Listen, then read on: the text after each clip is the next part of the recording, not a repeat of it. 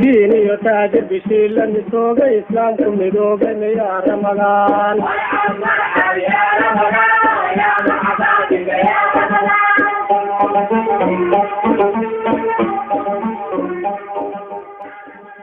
kulanti habboon daawadayaashayda qiimiga iyo qadarinta iga mudan kusoo dhawaada muuqaal cusub oo xiiso leh. Muuqaalkan waxaan kaga hadli doonaa warm water ama biyo diiran.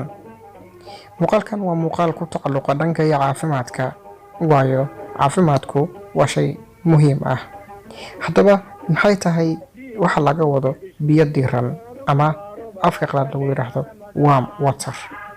Haddaba warm water ama biyo diiran maxay nafsadaada caafimaad ahaan faa'iido u leedahay?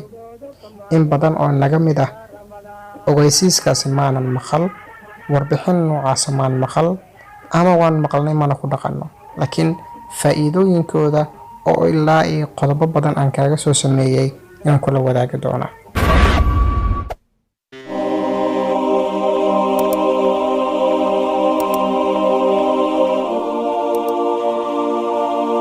biyaha diiran waxaa laga yaabaa inaad subaxdii markaad soo kacdo aad isku dhufato ama aad qac ka siiso koob shaah ah ama qaxwo si aad furfurnaan uga qaatid, halka dadka qaarkood laga yaabo inay koob biyo qabow ah ku bilaabayaan.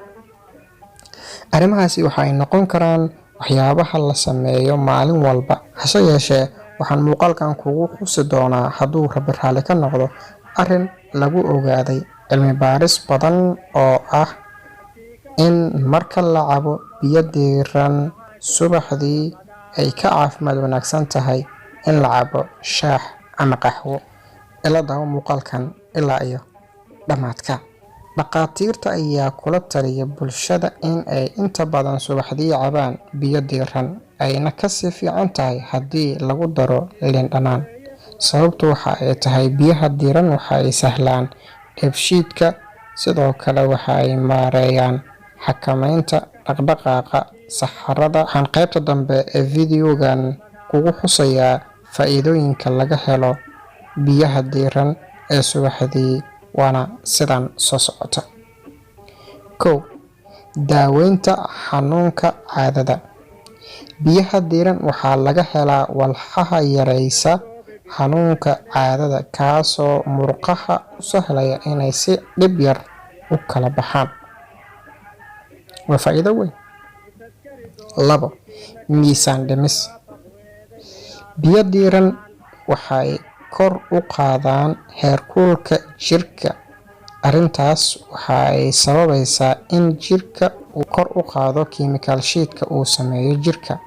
Chemical sheetka kor u kacay wuxuu sahlayaa in uu jirku gubo energy badan maalintaas oo dhan. Haddii aad subax kasta cabtid biyo kulul oo lagu daray liin dhanaan, waxaa kor u kacaya burburinta jirkaaga uu ku sameynayo baruurta ku jirta gudaha jirkaaga. 3. Qurxinta jirka. Biyaha diiran waxa ay jirka idil ahaantiiba siiyaan qurux zaa'id ah, taasoo jirka uga wacan tahay kala baxa uu kala baxayo. Taasna waxa ay ka dhalataa in ay daboobaan waxyaabaha maqaarka ka soo baxa sida haaraha, finanka iyo waxyaabaha maqaarka ka soo baxa oo dhan. 4. Dheefshiidka. Biyaha diiran oo subaxii hore la cabo waxa ay dheefshiidka ka nadiifiyaan wasakhda, waxa ayna u diyaariyaan in quraacda ay si habsami leh u shiidanto. 5. Calool istaaga. Biyaha diiran oo subaxdii la cabo waxa ay caawiyaan mindhicirada, taasoo u sahasha in ay saxaradu u soo baxdo si dhib yar ah. 7. Daaweynta madax xanuunka iyo dhabarka. Biyaha diiran oo la cabo waxa ay yareeyaan madax xanuunka iyo xanuunka dhabarka, sababtuna waa in biyaha qandaca ah ay xididada maqaarka soo aadayo ay ballaadhiyaan. Taasina waxa ay dabcisaa murqaha togsan ee madaxa iyo dhabarkaba. Daaweynta xanuunada halista ah. Run ahaantii ma soo koobi karno faa'iidooyinka badan ay leeyihiin ama faa'iidooyinka faraha badan ay leedahay cabitaanka biyaha diiran oo weliba subaxdii ah. mar walba ku dadaal oo isku dawee waxyaabaha dabiiciga ah si aan uga hortagno xanuuno badan oo nagu dhici lahaa. Ilaahay baa oge. Ka hortagga ayaa ka wanaagsan iska daweynta. mar walba waa waanada ay bixiyaan dhakhaatiirteena. Haddaba waxaan kaloo kugu darayaa biyaha diiran markii aad subaxdii faa'iidooyinkooda markii aan soo sheegnay, qaybta waxaan u noqonayaa baruurta. biyaha diiran dadka cayilan habeenkii markii ay seexanayaan waa muhiim, waayo habeenkii waxaa loo baahan yahay inta aadan waxba cunin ugu yaraan 5 saacadood, tusaale ahaan 1 saac oo kale intaad casho cunto kuugu dambaysa, 2 saac, 3 saac, 4 saac, 5 saac oo kale aad jiifanaysaa ama 4 saac aad jiifanaysaa, sida caamka Soomaalideena anaga aan u badanahay dadka Soomaaliya jooga 5 saac waan gaarnaa meelahaas. xilligaas haddaad koob biyo diiran iyo labadhana aad cunto, xaqiiqatan waan tijaabinay, anigoo tijaabiyey, asxaabteeda dhan ay wada tijaabiyeen aan ogahay. xaqiiqatan waxaad arki doontaa isbedel weyn. subaxda hore markaad soo kacdo haddii aad ku bilowdo iyo habeenkii markaad jiifanayso marka aad ku bilowdo jimco ka jimco ama maalin ka maalinteeda waxaad arki doontaa isbedel muuqda oo 100% ah.